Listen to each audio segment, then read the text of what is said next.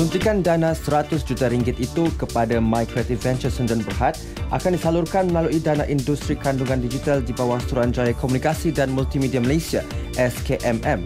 Bagi penggiat industri kreatif, ia bakal menyaksikan satu lagi transformasi kepada industri kreatif negara. Bagi Presiden Pengeluar Filem Malaysia, Datuk Yusof Haslam, dana yang diberikan akan menggalakkan pembuat filem menghasilkan filem yang bukan sahaja berkualiti, malah mampu bersaing di peringkat antarabangsa. Dalam konteks filem Malaysia bagi saya, kerajaan dah banyak bantu sebenarnya. Saya tak nafikan. Tetapi bagi saya, waimah kerajaan bagi bantuan dalam soal CGI dan sebagainya, ini juga bukan jaminan untuk filem itu sukses. Dia akan balik kepada konten yang kita buat. Konten, penghasilan kita, skrip kita dan mutu filem sendiri. Harapan Datuk Yusof juga dana yang besar itu akan memancing lebih ramai golongan muda terlibat dalam industri kreatif.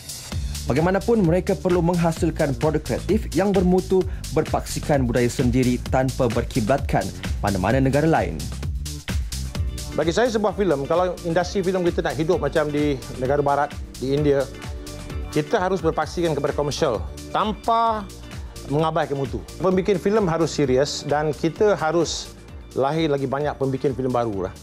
Pembikin filem baru yang ada nilai-nilai yang tahu tentang nilai-nilai komersial filem.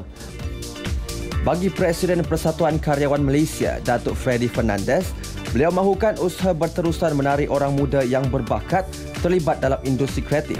Dan dana RM100 juta itu katanya harus digunakan sebaik mungkin, bukan sahaja untuk pemain industri yang berpengalaman, malah mereka juga perlu berkongsi ilmu dengan mereka yang lebih muda. Kita harus teruskan dengan usaha seperti ini. Kita harus menarik perhatian orang muda yang berbakat dalam bidang ini dan mereka harus diberikan sokongan atas idea-idea, latihan modal insan yang penting. Bagaimana mereka bergiat dan bertindak selepas memasuki industri? Apakah hala tuju mereka?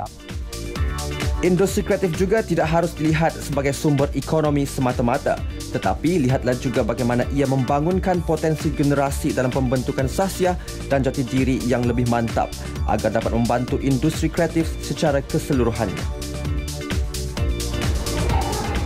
Suntikan dana sebanyak RM100 juta diharapkan dapat merancakkan lagi industri kandungan kreatif negara kita dan diharapkan kepada pemain-pemain industri khususnya golongan muda yang menceburi bidang ini diharapkan dapat mengambil peluang dan juga inisiatif yang telah diberikan oleh pihak kerajaan.